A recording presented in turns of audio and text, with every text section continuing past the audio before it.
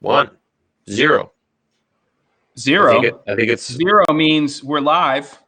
Welcome everybody to the first episode, asterisk episode 53 for Camera and Flask.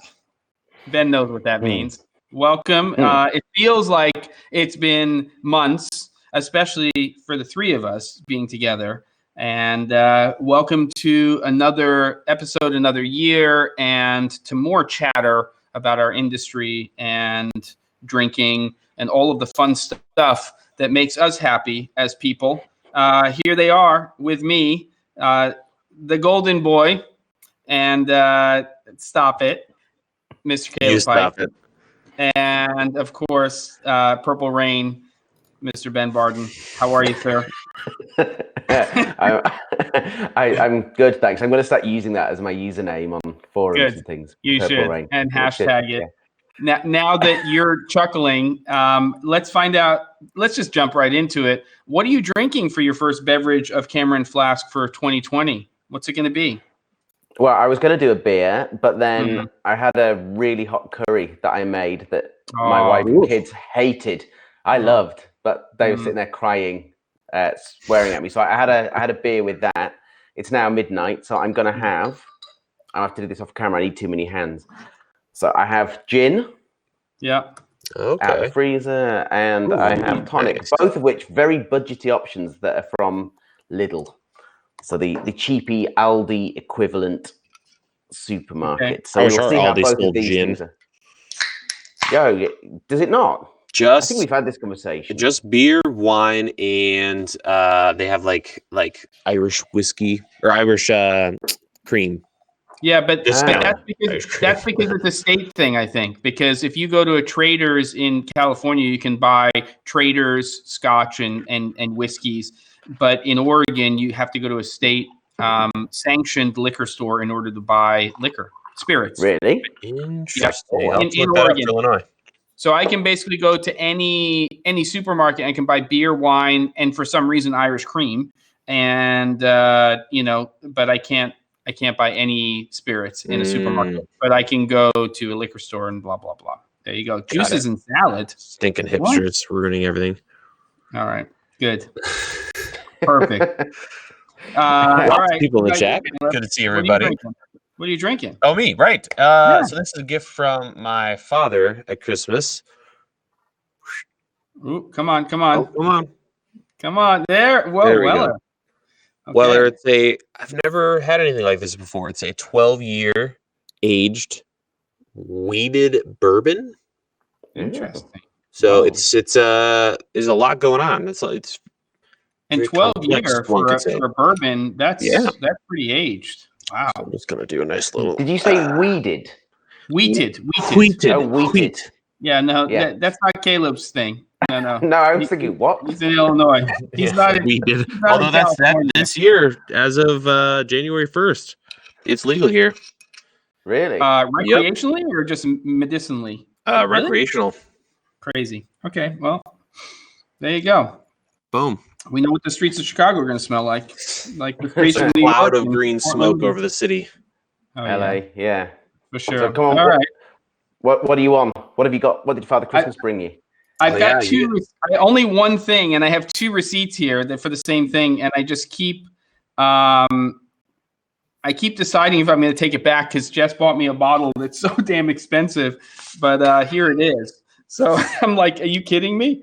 So it's an 18-year Glendronach. It's Dronic, and it's aged in sherry casks, like the real deal, Spanish, of course. And it was a treat in terms of cost. I would not spend this much on a scotch. So let's just say that. And come on, you could at least give me some. Forget it. I'm just gonna open the damn thing. No, you got to show it on camera. That's something that's special. We got to see it. Well, if the AF would, there we go. And did you just start off that whole segment of explaining that you weren't going to open it, and now you're opening No, it? I said that I've been going back and forth, and I keep telling Jess that I'm going to return it because it's just ridiculous to spend that much money on something. But Down you know what? payment on upgrades for your barn, Who cares? or Yeah. just an excellent Or X beverage. number of bottles of scotch. Yeah, right. It's very dark in color.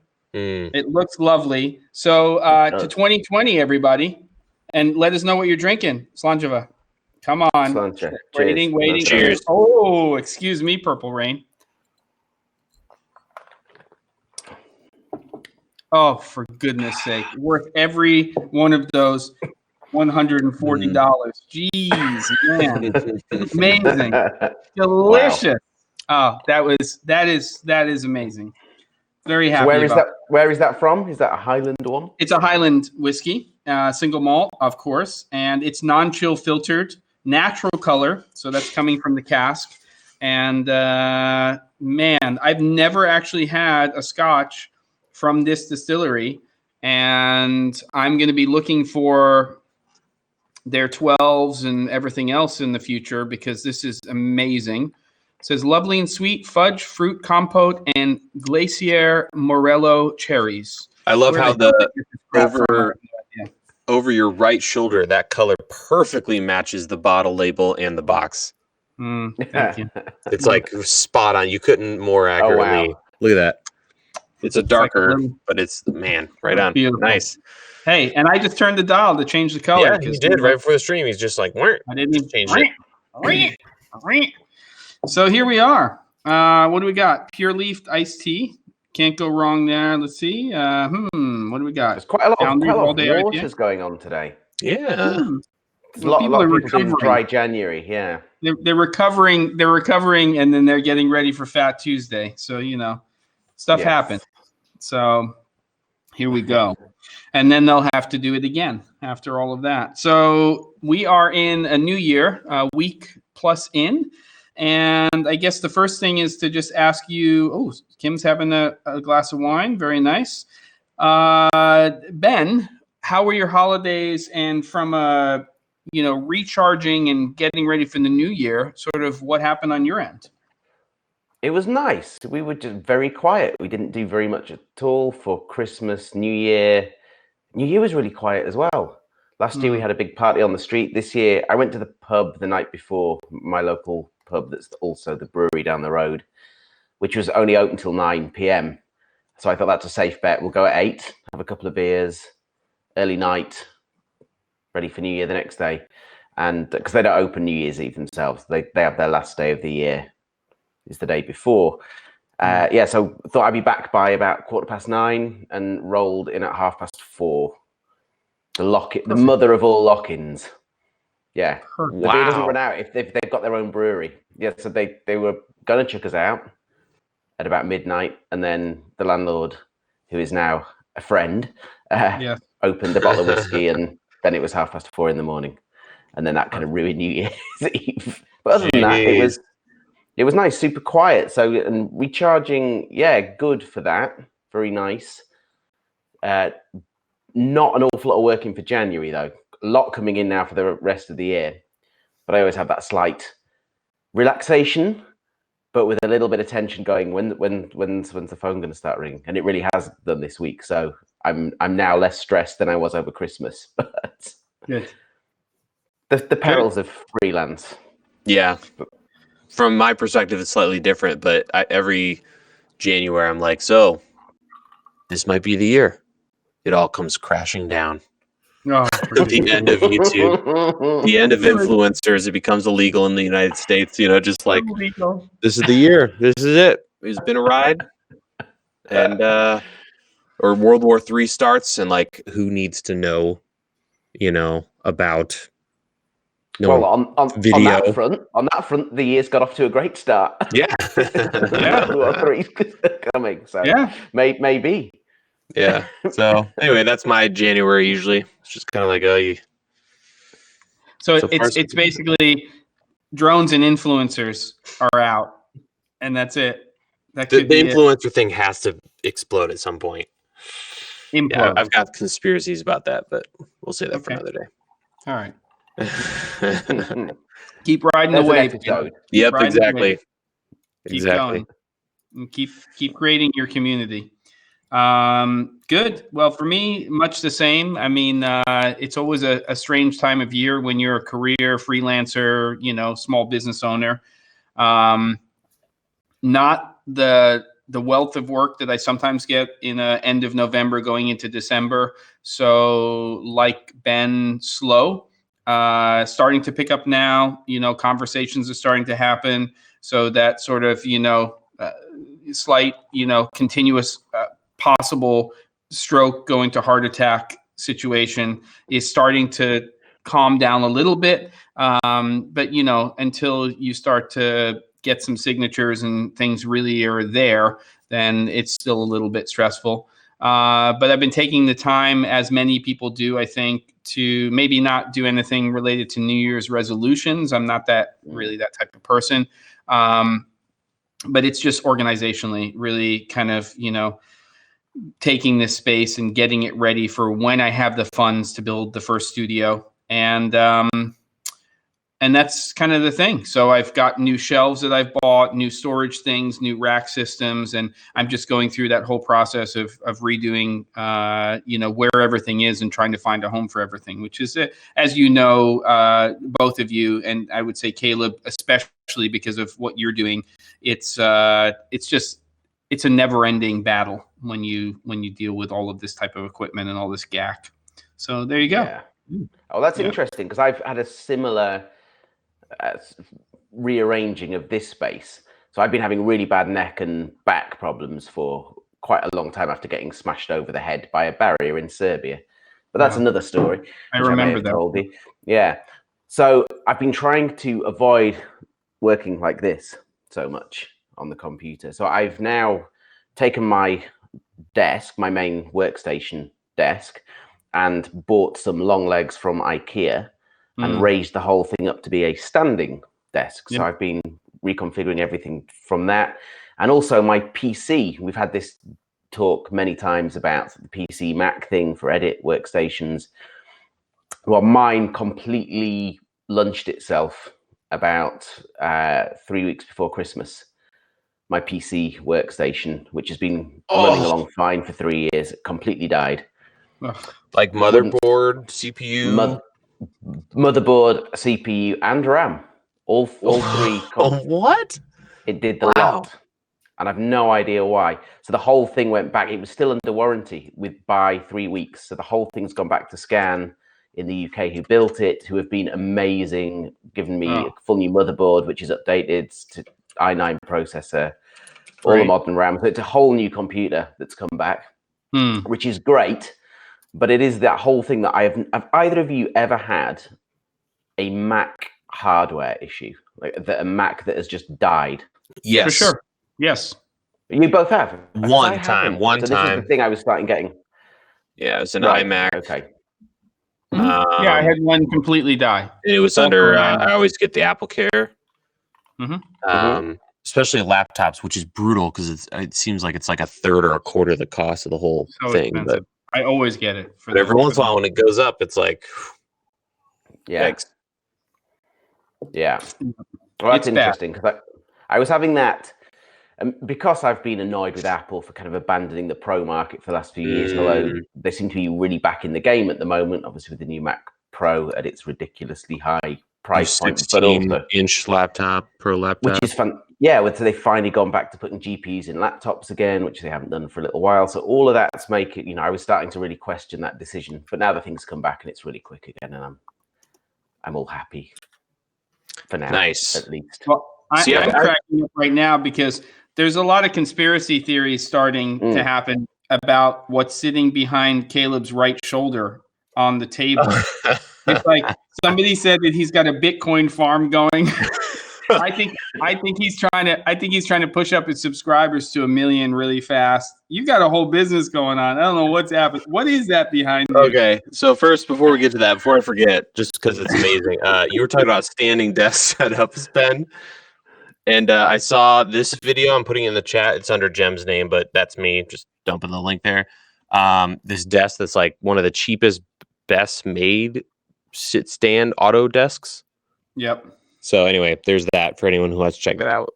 Us a couple of us talking about on Twitter the other day. Yeah, and I want to tag on to that because we're talking about standing desks and things. I just cut a whole project over the holidays. It's not that I don't have a standing desk, but I have one of those things that is portable that lifts up the whole thing and it's really wide. And I cut the whole project standing, and I felt so much better. And it was a 4-day project, and I didn't sit down once, and I felt a million times better. And I always just feel horrible when I'm sitting hunched over, when I'm sitting there working on, especially post-production. It's just brutal. So I'm finding that the same thing that the last 2 days have been really the first ones that I've put in full days on it. And I found that back and neck a million times better, but my feet hurt by the end of it a little bit. But what it is making me do is go away from the workstation a bit, whereas normally when you have that lull in concentration, I'll just check some emails, social media, and then you get sidetracked. And now I don't really use that machine for any of that stuff anyway. So my laptop is on a different desk. So if I need to go check my emails, I actually move and go and sit down for 5 minutes to do the emails and then go back. And it just, I don't know, it seems to keep the concentration level up. I turn my Wi-Fi off on my computer sometimes when I'm editing. So I'll check my email on the phone or get notifications, but that also helps because you wander, Yeah. If you've got that internet connection, all of a sudden you get something comes to your mind and like, boom. And then all of a sudden you're in a web browser and you're screwed, Yeah, exactly. Smart. That's really smart. Like when you start researching LTO tapes, like I did for an hour and a half today. Yeah. Really? LTO tapes? I'm doing it. I'm going to do it. Oh, 100%.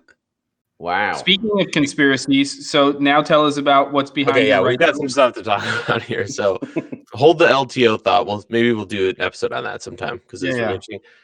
So those are, someone was very close in the chat. Those are actually 2003 to 2005 PowerBook G4s. So the PowerPC Apple laptops from back then. And I'm getting them because I'm had this rush of nostalgia. And I remember as a kid, or I guess, I don't know, high school, looking at those laptops and just drooling over them, but knowing I would never be able to afford them. Brand new for some of these models, there's like $3,000, $3,500, $4,000 or whatever it was. And just couldn't afford it. So recently I wanted to get back into gaming, all the stuff I used to play throughout the years, and started looking into hardware. And if you're patient, you can pick these up for like $25 on eBay. So I'm amassing a little collection of them, and I'm going to take them to once a year, me and a bunch of buddies get together and we just do cigars, beer, pizza, and game for 4 days or something. So I'm going to break all those out. They're all, so I was testing them this morning, connecting them all together, making sure all the games work, and it's a good time. Super nerdy. And I'm thinking about putting a Final Cut whatever on there and doing a video about, because I did edit with ancient versions of Final Cut on the hardware I could afford. But yeah, so that's what's up with that. All the silver back there. I have a question. What are you playing on those? Let's see. Some Mac OS 9 stuff. So like Age of Empires, Age of Empires 2. Wait. Marathon. You guys ever played Marathon? Acknowledge that Mac OS 8 was the most stable OS that ever existed. I think it was like 8.3. There's one version of Mac OS 8 that was the thing, and then it just all went downhill from there. Yeah, 9 was my first Mac OS. I thought 9 was a lot of people are really hardcore about 9 and how great it is. I think Tiger and Leopard are solid. But yeah, no, it's crazy going back and like those laptops, you can't double tap with the trackpad. In Tiger, in Leopard, you can. Right. So like an idiot, you have to hold down the control key. This would be a great episode of like nostalgia, like with older gear. Well, we should, who we should get is we should get Victor on because his channel. Yeah. So Victor, I totally had no idea. I knew he had a Dutch video shooter, which but he's retro machines.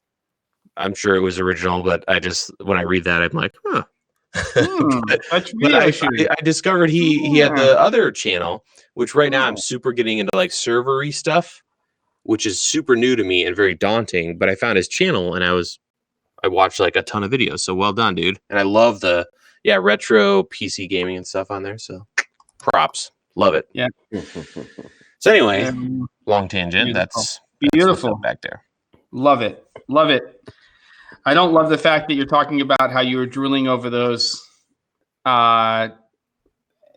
Just forget about the age thing. We're not going to talk about that. Okay, now we're going to keep going. All right, conspiracy theories aside, what do we want to chat about this week? Because this is sort of a free-for-all. We don't have a specific topic. So I'm going to throw it out to you guys in terms of what you think might be good things to bring up in the chat. We want everybody to be involved. And by the way, if you've never been here to this channel or you're a first time, we would say in radio, I wasn't ever in radio, but first time listener, if you're a first time watcher, then please subscribe, tap the bell, all that fun stuff, because we do this every Wednesday at this time. And there's other stuff coming up on the channel. In fact, I've got some boxes arriving on Friday. So we have a new series coming that will be probably out by the end of the month. And I'm looking forward to that. So who wants to go first with something to chat about with everybody? Can we please talk? Go ahead. We need to talk about the 1DX Mark III. Okay. Yeah. So I'm sure you've all seen this. It's been expected for a while, and it has been released. And the video features within that camera are absolutely ridiculous. It's insane what that thing's doing internally, and I just cannot fathom Canon's logic anymore at all. I'm so confused by it. What did you think when you... So for those of you that don't know, and I haven't got the whole spec sheet in front of me, but this thing's doing RAW internally. It's doing 10-bit 422 internally. It's doing... I can't remember what the frame rates are that it's going up to. Well, it'll do up to 60 frames per second in 5.5K RAW or in up to DCI 4K.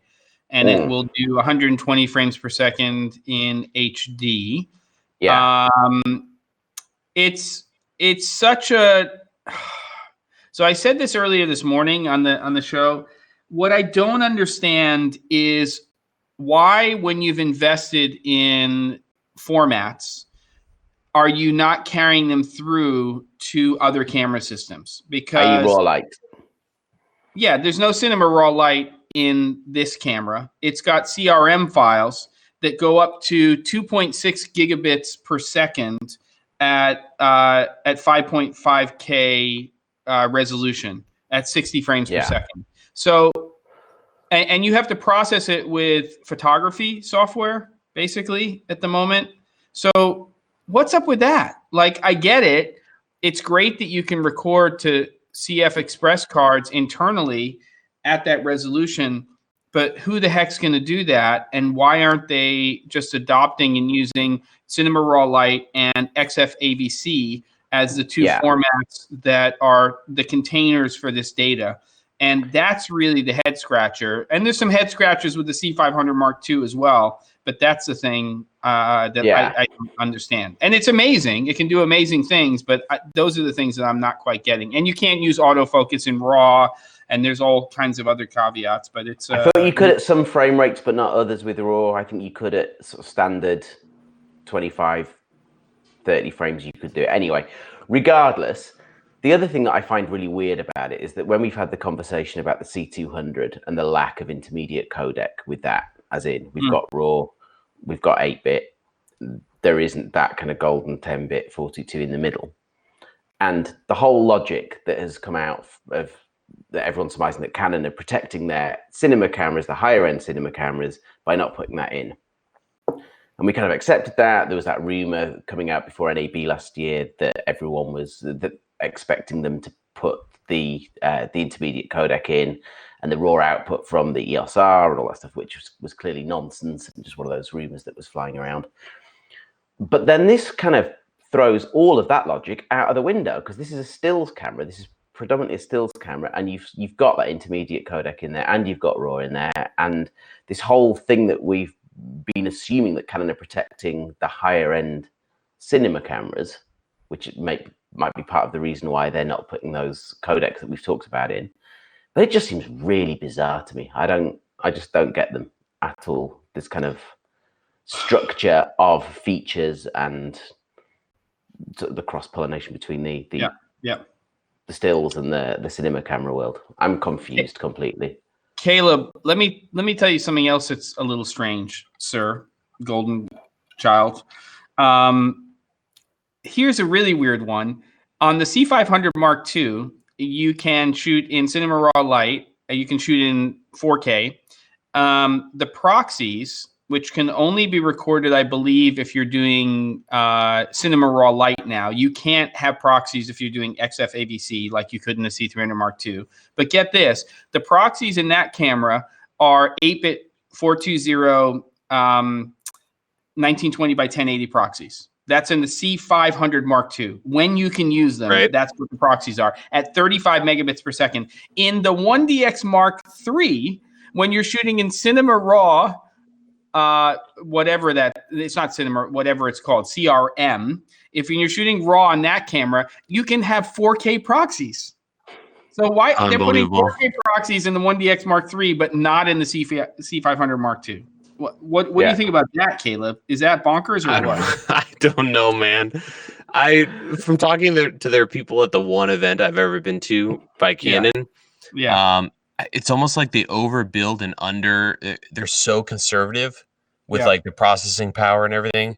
Like their whole little, like how the sensor gets covered by the shutter.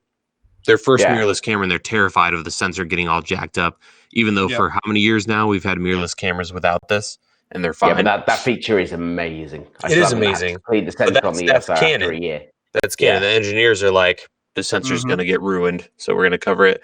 So I don't know if maybe they're like, I don't know. Or it could be, or it's, the two different departments just not communicating. Yep.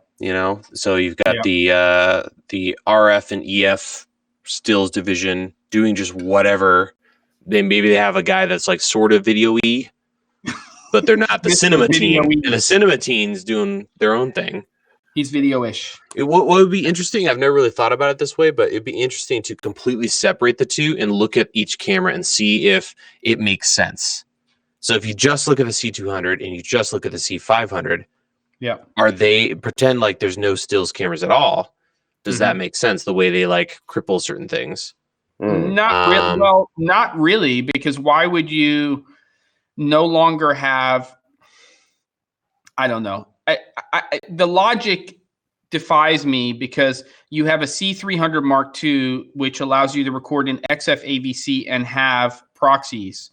And then you have a C500 Mark II, which also records in XF AVC, but now does not allow you to have proxy files. And by the way, the data rates in the C500 Mark II, you can record in XF AVC up to 810 megabits per second at up to 59.94. But when you go to lower frame rates, you actually have to record at lower bit rates. It should be the opposite. If you're shooting at 2398, that's when you would think you could shoot at a higher bit rate. But on that camera right now, as the firmware stands, you have to actually record at a lower bit rate for lower frame rates, which doesn't make any sense. It's less processing power, and you have to record at a lower quality. I don't get it. That's really weird. The chat is saying I sound weird. Is that true? Check 1, 2. This is Caleb Pike. Caleb Pike's microphone. Great to me. I don't know about good. Interesting. We'll see. I may have to restart my end. Well, it might just be one person or a couple of people. I don't know. So the 1DX Mark III will be an interesting camera to see how it plays out. I personally don't think at this point in time, if you're shooting video and you're looking at the features in there, that you shouldn't be also very seriously be considering other cameras out in the market. And if you want small, it seems like if you're looking in S1H and some of those other cameras, that you can spend $2,500 less US, invest that into audio, lighting, lenses. If I'm going strictly video and I don't need a hybrid camera and I'm not shooting sports, I'm not shooting action-based stuff, I don't know why the 1DX Mark III would be the camera I would be considering. If I want mirrorless, I think there's better cameras out there probably. And then I'd be looking at digital cinema cameras. But do you think the same is true of back in the 1DX Mark II days? So that thing was like sold like wildfire. I don't know, because I think there was some magic to that camera at the time. A lot of people are still very partial to the quality of the video that camera produced. I think very similarly to a 5D Mark II in some respects. Sometimes you get those magic sensors and the quality of the image just sort of works out. I don't know. I think we're also in very different times, and that also comes to conversations like Kinfinity. I think they sort of missed their window, whereas we take a look at a company like Zcam, and they're really starting to fire on all cylinders in the space where you thought Kinfinity was going to be. So, but it's very hard to compete right now because there's going to be more and more cameras in that $4,000 to $10,000 range, and it's and from the big companies. And so that makes it very hard even for a Zcam to compete, though they are doing a pretty good job in terms of where their price point's coming in for sure. Yeah, it's very interesting. Yeah. I feel like we're going to wait a whole nother year until we see a RF, like S1H-esque camera. Do you think that we're going to see more lower cost anamorphic lenses this year? Oh yeah. Well, maybe not this year, but that's definitely a thing happening. I've got those two 1.33s in. I haven't done a video on them yet, but I'll have one coming up soon. So this one company, I'm trying to remember the name, Siri something. Suray. They have the 50. Yep. For E-mount, Fuji X, and Micro Four Thirds, and it's like $600. Yeah, I'm getting that in for X mount to test. Yeah, for sure. Awesome. Yeah. So that's the thing. Yeah, and there's been a couple others. Yeah, the budget lens market is really, really interesting. Yep. So, damn, this scotch is so good. I'm gonna have to say it's so good. All right. So I'm just going to quickly dive in and tell you about a little field trip I had yesterday. Actually, talking of lenses. Okay. Oh, I'd read about a place in Prague that has, it's like this old world 3 shop units all kind of knocked into one, and it is just glass cases full of old Russian lenses, all kinds of weird exotic. Don't talk to me like that. Honestly, I was wishing you were with me. On an airplane right now. Like, you're gonna have to come over here. We'll go there. But it's this weird. Please. It's this odd place because it's like an old chemist shop, like a early 1900s chemist shop. So you have a counter, and you have a slightly grumpy woman who runs the thing, and you walk in, and everything's in glass cases behind the counter. So you can't wander around and even eyeball stuff through the glass cases. You have to kind of get a rough look or ask for something specific. And I was with a friend, and she was after something very specific, and she was saying, no, we don't have that. And then we found it in a case around the side of the shop. So it's almost like it's geared up perfectly to not make any money. It's just the strangest place. But honestly, you would love it. That's the first thing that I thought when I walked into that place, is that you would have a feel there, and you would know what most of this stuff was, because I was like, certain models, certain old classic manual focus lenses that I'm aware of, but this just, because a lot of it was even in Cyrillic, the markings on the lenses, so I can't even read that.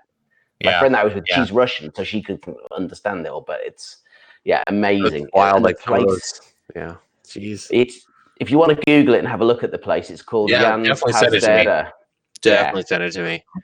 Clay said, Ben, you've got to make a video about this and place it on your new YouTube channel. I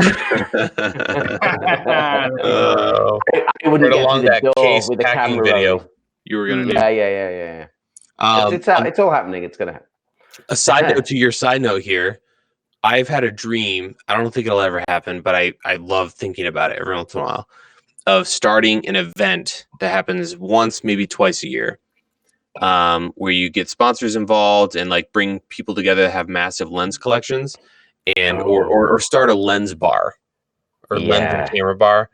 Yes, there's literally a bar, and it's kind of like what you described. Just imagine like glass and just tons of lenses, a whole rooms and a staff to get them. And you literally go up to the bar and order your drinks, your cameras, and your lenses. And there's like test areas, not like awful enter manufacturer event here where it's just awful lighting, but like, you know, maybe you can do the same thing for lights, but you have nice sets, nothing stupid and corny. And then you can essentially, you order your gear, and it's just a door cost to get in. You know, it's probably pretty high. But you get in, you get your drinks, you have a cart assigned to you, and you're able to have someone like wheel over your Arri Alexa and whatever funky lenses you want to try, or just different sensor, camera, lens combinations, and just a weekend of that. This is like afterlife shit that you're talking about. Afterlife. This is like when I'm done, this is where I'd want to be every day. Right? I mean, don't tease us like that, Caleb. I want a bottle of scotch. Like you walk in and you don't have 2 drink tickets. You have a bottle open ticket. Bar. It's open bar or like a bottle ticket. It's like the old AJA parties. It's just everything you want. Look. So watch yourself, Ben. Watch yourself. But anyway, super. Just you talking about like a bar and lenses behind her, like brought that up. You drink out of lens barrels. Leo says you drink out of lens barrels. I gotta say that I love the idea of this event, and let's all become wealthy in the next 2 to 3 years. I can see where it starts as a small group of people that bring their own stuff, and maybe have a small budget where they can rent some cameras and lenses and just nerd out, but then it be amazing. Grows into something.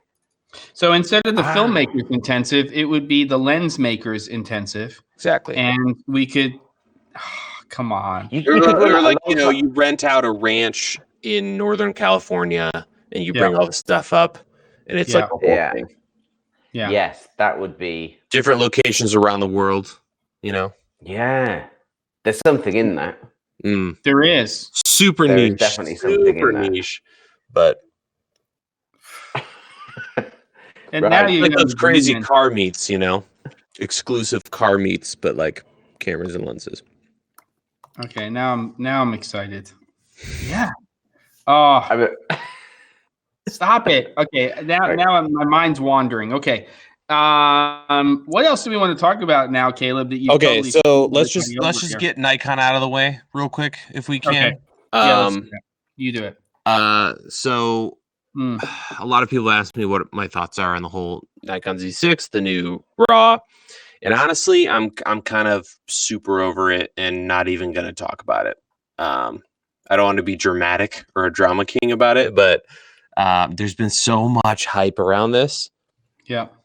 And more and more, the story of ProRes RAW and Atomos, and I don't want to make enemies here. Atomos done some amazing stuff. There's amazing people over at Atomos, however you want to say it. Love those guys, but I'm kind of done with that whole scene. Like it's cool, and yes, on paper, it's 12-bit RAW and it's amazing, but in implementation, I'm never going to shoot anything on that, much less a real project. Like the people they're kind of going after, I would never use that, because you kind of have the high end, or like people who really care about their image quality, and then kind of the content creation crowd who that camera is kind of geared toward when it comes to the price, right? Mm-hmm.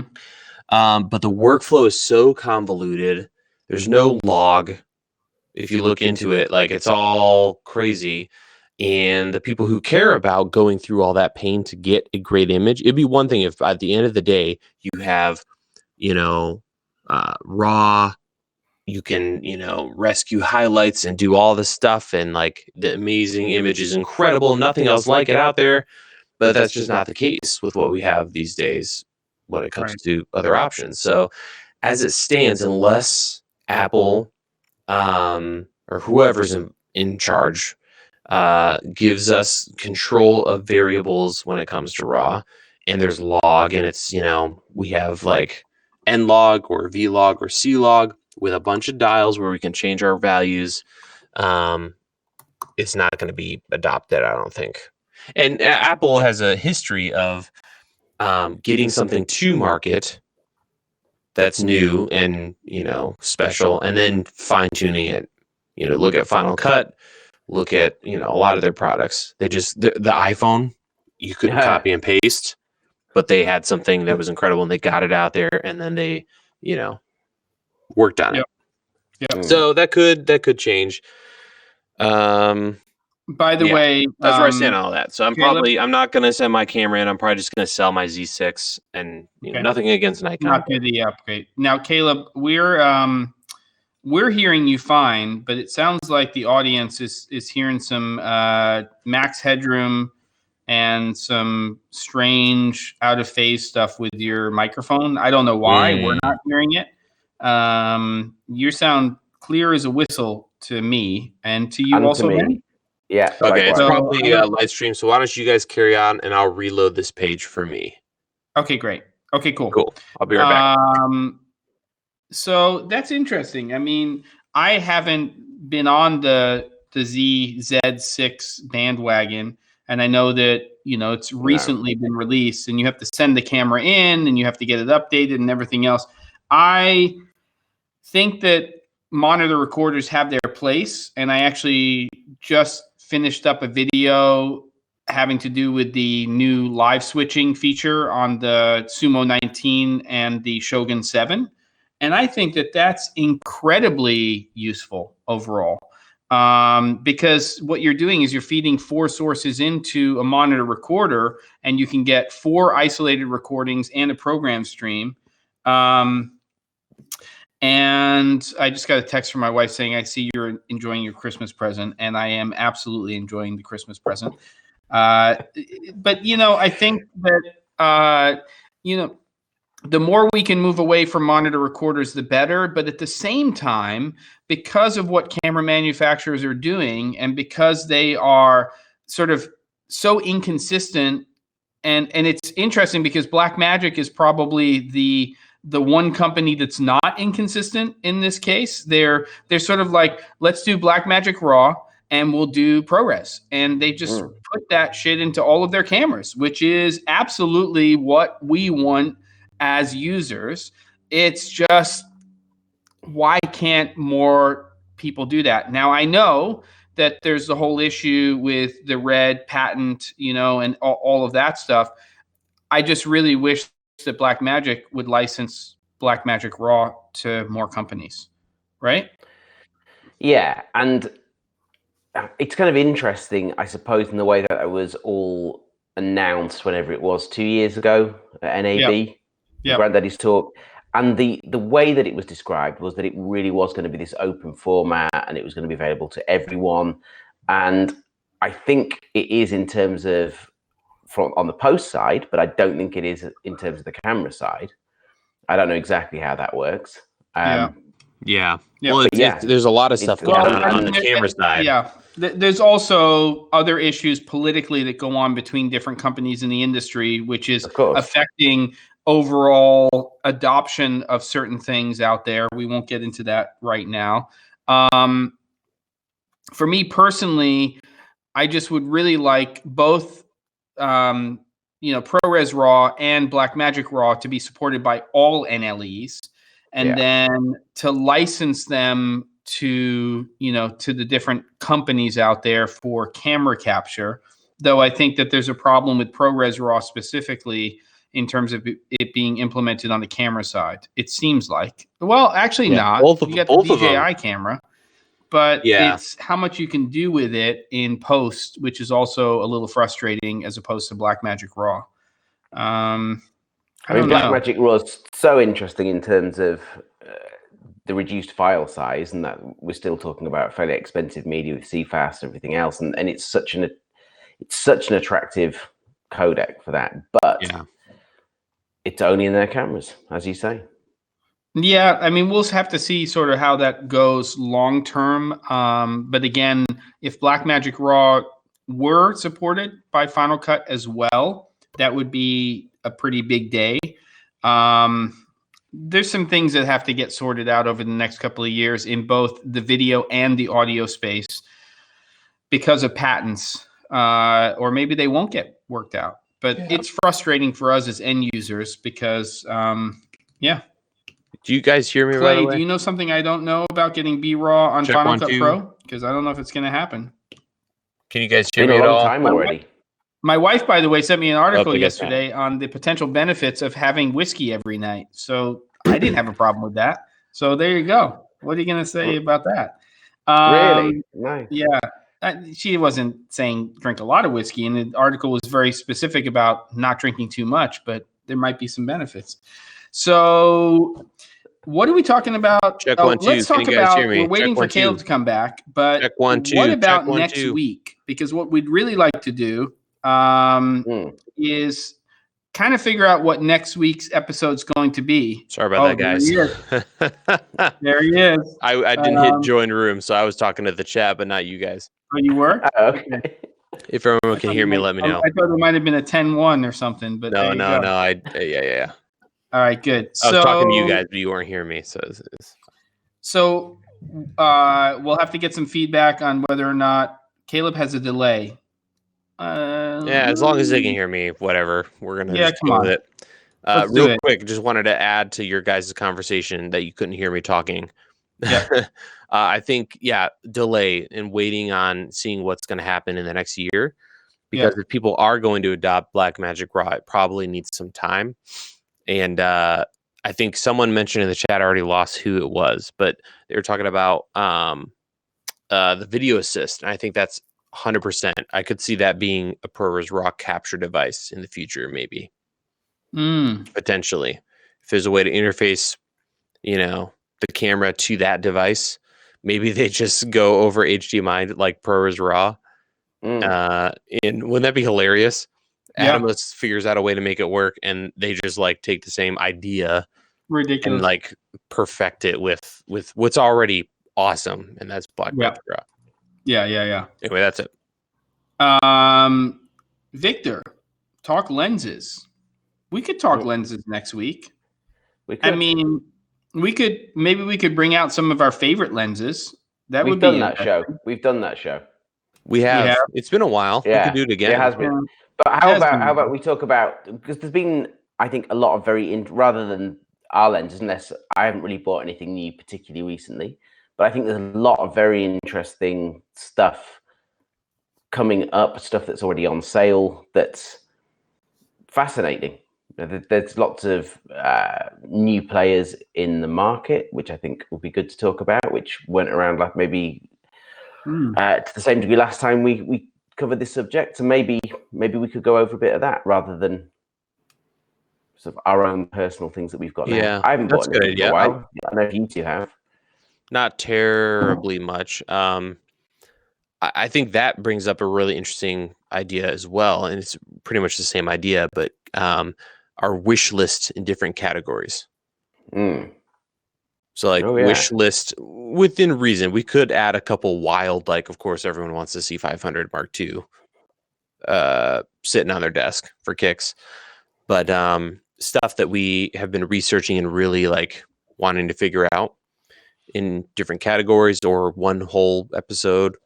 So lenses, cameras, computers, miscellaneous LTO tape drives, stuff whatever it is.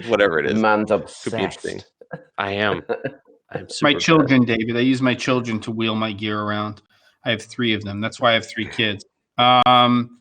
It might be interesting to, and let's get some feedback from people, to sort of pick some of the, the cameras that people are using out there with different lens mounts and say, if I were going to use that camera, these are the types of lenses I'd be looking at. But I'd also like to have a little bit of a discussion of spherical versus anamorphic and sort of where we see that.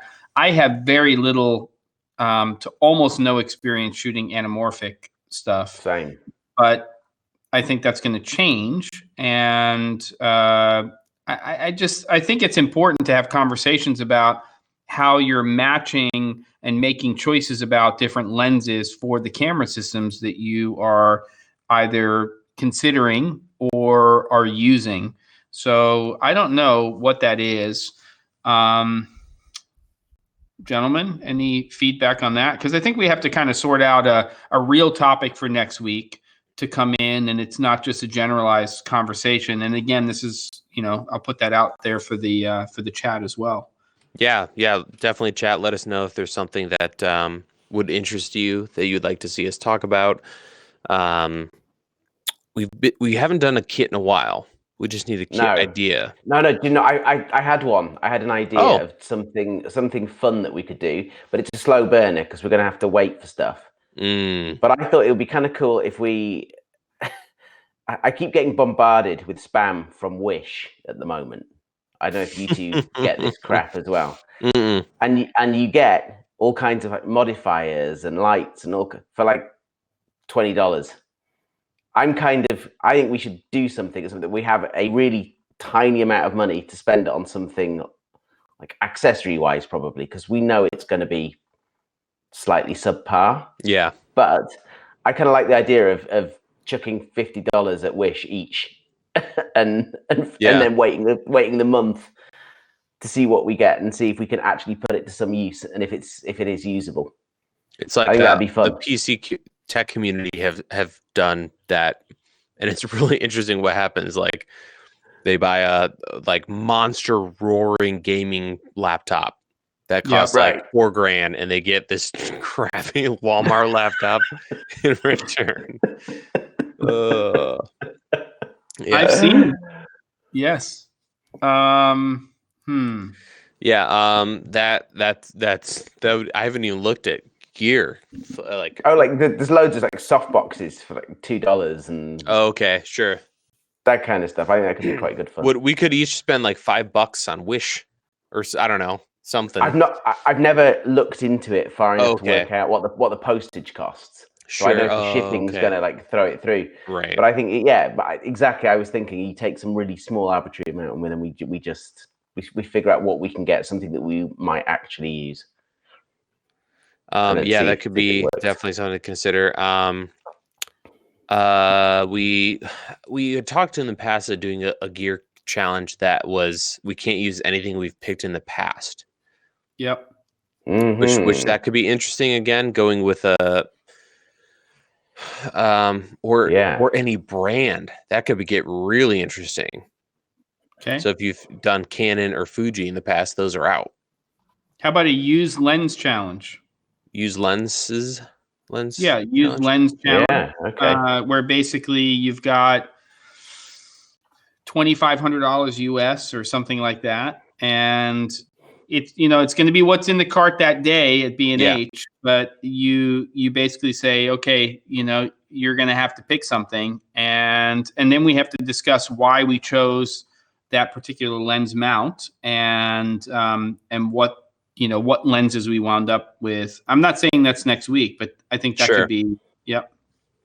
Yeah, I think that's a good. Chris, I like your idea. We've been talking about how we can make everybody more involved in terms of the gear challenges. It's a little bit difficult because you kind of have to send it to me through the website and it has to get posted as part of what we're doing. I'd definitely be open to it. It's relatively easy if people actually send me something ahead of time, meaning that you send it to, the contact page of the C47.com and you basically just send a PDF which has your wish list cart from B&H. So if there are some people who are up for whatever we decide in the next 6 minutes is our topic for next week, and they want to do that, we can take a look at some of those and include a few of the ones that you guys send as well for the challenge. We just have to decide what the challenge is, and then we can actually incorporate some of that for next week. So what do you guys think? Yeah, that's really interesting. I think that would be great to have a more interactive one. We've talked about doing that before, so I think that would be amazing. Alex, new idea. A brilliant idea up. Somebody's got it. I'm sorry, continue. Sorry. No, Caleb, what's the idea? I was just saying, wouldn't it be hilarious if we all, like the chat can do it too. We all submit find some site that can, some way to do this, but we all submit our kits and everyone votes on the kits and it's all anonymous. Yeah. And ours are in there. And then when the episode comes up, we go in the top 3 or whatever, and then we show ours. Yes. I like that. I don't know. Just kind of, that way it's not just us. It's just like, I think it would be nice if we could figure out a way to do that whilst it's live, so we can actually justify our choices rather than it just and influence people's voting rather than it just being, he's an idiot. What's he chosen that for? Oh, yeah. Yeah. I think some of that stuff needs explained. Well, like you go over the third, second, and first place. Maybe, I don't know. There's some way to like make it kind of like interesting. Yeah. I don't know. We'll have to figure that out. How about we do this? Just so we can get the ball rolling on people being more involved in what we're doing for a kit challenge. Let's do a $2,500 US used lens challenge for next week. I just posted the c47.com/contact. And what we basically need is we need submissions by next Monday, which is, I have no idea what the date is, but that gives us enough, time to sort of take a look at them. Yeah. And when you're doing this on B&H, you do it as, and I haven't been on there for a little while, but you do it as a wish list rather than a shopping basket. Is that right? Yeah, you do it as a wish unless list. you organize it. You could do shopping basket, but you could. Either works. As long as you have an honest, like, it's in the cart and this is what it costs before tax number. If a product goes into someone's shopping basket before they actually hit the buy now, does that product then get taken off their inventory? I don't think so. Okay. I would imagine it doesn't go off until you actually pay the money and then it goes. Okay. And maybe if all of you guys submit a PDF soon enough, Ben, Jem, and I can go over them and maybe pick our favorites. Yep. Yeah. If we had $2,500 on the line, and why? I don't know. Sounds great. Cool. Bingo. Information. Right on. $2,500 used gear on B&H only. You got to click the used gear. Can it be used or new? Yeah. Both. Why not? That gives you a little flexibility to like mix and match. Yeah. Yeah. Shiznut said KEH or eBay. That could be a future thing too. KEH is pretty dangerous. It's a dangerous place. Yeah. Let's just do B&H for now. We'll do wish list. You have to basically generate a PDF of your wish list. Even if those things are sold afterwards, it's that this is what you would basically be looking for and you put together. So the criteria is it can be new, used, or a combination of both. You have $2,500 US in total. Once you pick a lens mount, you have to stay with the lens mount. Okay. Oh, snap. You can't use adapters? Oh, you can use an adapter, but you're going to say... Your camera mount is the same. Camera mount's the same. Yeah. So you're basically saying, okay, I'm going to buy a series of Nikon or Nikon mount lenses, or I'm going to go with Olympus, or I'm going to go with something else. And you basically stick with that because you're creating a set so that you effectively are going to have one lens adapter for whatever camera system you're going to use. We're not bringing the camera system into play. We're not bringing the lens adapter into play, but you're saying I'm going to invest in lenses with a particular mount. But so essentially you can say like, I'm going to EF. Correct. But you don't have to include the adapter. You don't. Okay, but you can use multiple different lens mounts. As long as they are adaptable. See, I feel to, if you pick an like one mount, you're kind of limiting yourself a little bit. Well, so like what I'm saying, for instance, if you have a Micro Four Thirds camera, the world is your oyster. You can adapt anything to that. Yeah. But you're saying the lenses all have to be Micro Four Thirds mount lenses. No, Native. if your end mount is E, or let's say Micro Four Thirds or whatever it is going to be, we're just assuming that you're going to have a lens adapter. But the challenge is that you're going to choose your lenses with one particular lens mount. Okay. Yeah, I think we should. You don't think that's fair? Okay, so we're saying like one lens mount, like all your lenses are Sony E. Yep. No, there's no Canon lenses that you're adapting to Sony. No. I'm saying, okay. No. I'm saying that. Okay, so let's say that you have one adapter. That's what we're saying. If you're going to adapt them, you can have one adapter. That's it. So that whatever you're buying, it's the same mount. So if you're going to buy like a whole series of classic M42s, fine. You can have those from different brands, but they're all M42 mount, and you're going to then convert those to Sony E or whatever. We don't have to do that, Caleb. I mean, I'm trying to figure out because I'm the guy who's like, I'll show up with a Micro Four Thirds lens, a speed booster, with I'll have like 6 different lens types that go on one camera. Rules. See, I think we should. Personally, I'm down for whatever, 100%. Personally, I would pick one camera mount. You have one camera you're taking to set, and you can use any lens you want. All right, but then if we're doing that, we shouldn't make it Micro Four Thirds or Sony E, because then that's too easy. Because you can. No. You can pick any camera, but that's the camera mount. So it's EF, E, Micro Four Thirds, FX, or the X mount for Fuji. Oh, so you're saying you have to buy? You're saying sans adapter. So you're basically making the investment sans an adapter. So the only problem I have with that is that you take out an entire Caleb, hello, Mr. Lens lover of the world. You take out an entire, area. Like how many people are going to buy, Nikon lenses now in this challenge because they're going to say, I'm going to need an adapter to get that to E mount. Can they not do that now? No, I'm saying you have to. Okay. Let's back up a little bit here. Ready? You pick your end camera. We each pick an end camera mount. Got it. Mm-hmm. Okay. Yeah. Both of you guys are EF guys, right? Canon. Okay. For me, that might be E mount. It might be Micro Four Thirds, X mount. Yeah. And then you get the lenses. I don't know. There's several different ways to do this, right? But I thought you were originally saying that it has to end up on one mount. No, I was saying that the lenses are all one mount. So you can adapt those lenses to any camera system you want. Okay, so they all have to be EF lenses.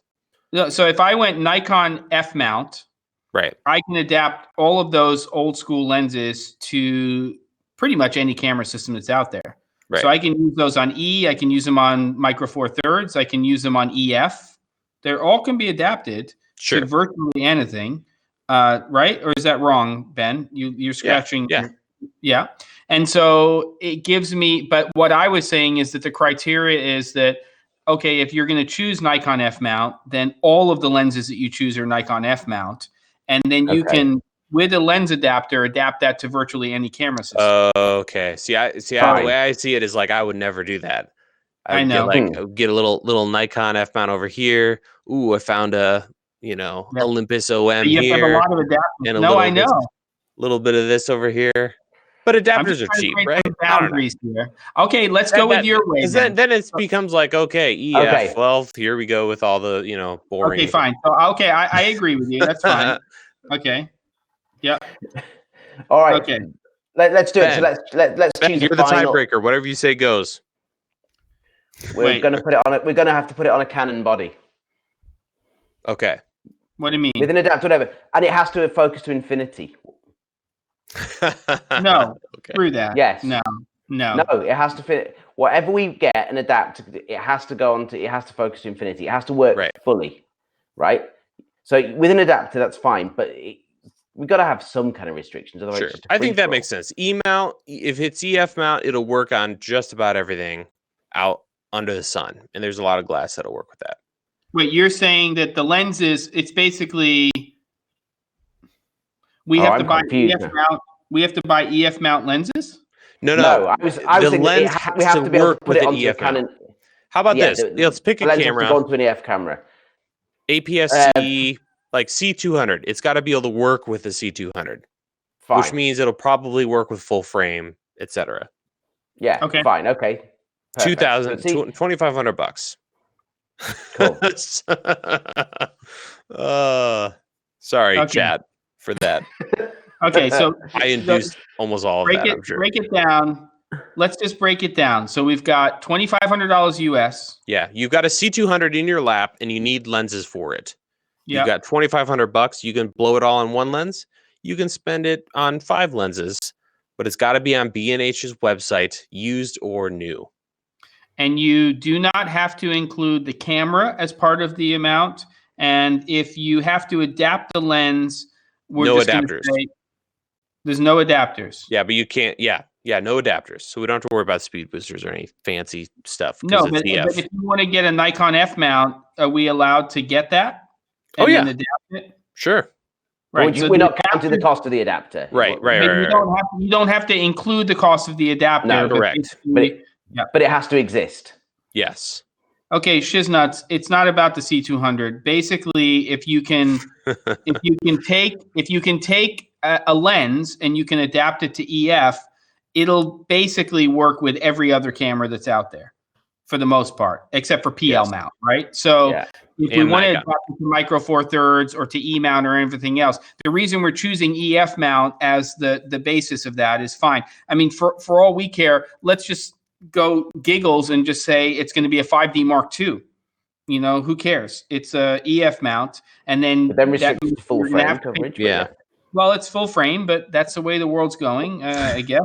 So that would work. Choice. Either it works. Either camera works. Yeah. Okay. Good. Leo just got a contact buzz, and so did we. So there you go. Okay. So I'm gonna recap here, and then we're gonna end the show. Yeah, everybody.